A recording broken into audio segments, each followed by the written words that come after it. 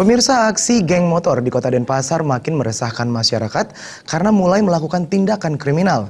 Oleh karena itu, aparat keamanan diminta melakukan pengawasan dan menindak tegas geng motor sehingga memberikan efek jera. Aksi kekerasan geng motor di Kota Denpasar belakangan ini semakin meresahkan masyarakat. Tidak hanya melakukan balapan liar, geng motor mulai melakukan tindak anarkis dan kriminal hingga menimbulkan jatuh korban yang berasal dari masyarakat, seperti insiden kekerasan di kawasan Renon dan Jalan Kebo Iwo, Denpasar. Ketua Komisi 3 DPRD Kota Denpasar, Eko Supriyadi, mengaku prihatin terhadap makin maraknya aksi anarkis geng motor yang melibatkan anak-anak berusia belasan tahun.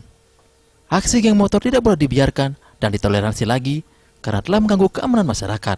Aparat keamanan harus menindak tegas dan menangkap pelaku.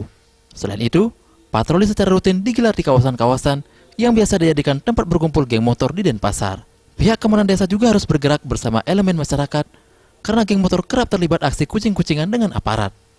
Geng motor juga biasanya beraksi pada pagi dini hari dari pukul 1 hingga 5 pagi. Penanganan dan penindakan ekstra tegas terhadap geng motor perlu dilakukan untuk memberikan efek jera agar tidak melakukan kegiatan serupa.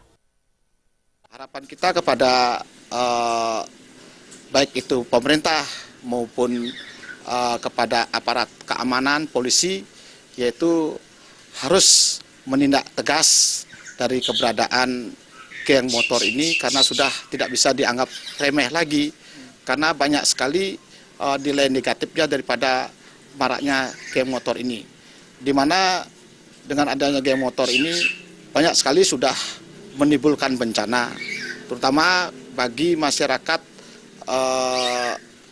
yang pada saat acara trek-trekan itu melewati daripada jalur-jalur itu, di mana banyak sekali sudah melayang jiwa-jiwa yang tidak bersalah itu kena getahnya.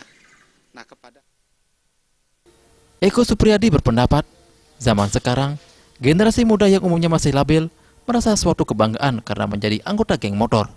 Oleh karena itu, orang tua, sekolah dan masyarakat harus memberikan perhatian dan kasih sayang kepada anak-anak dan mengarahkan mereka untuk terlibat dalam kegiatan-kegiatan positif seperti olahraga dan berkesenian. Selain itu, pemerintah turut berperan menyediakan wadah bagi generasi muda untuk menyalurkan minat dan hobi agar muda-mudi tidak terlibat kegiatan negatif seperti balapan liar. Suparyana dan Riase,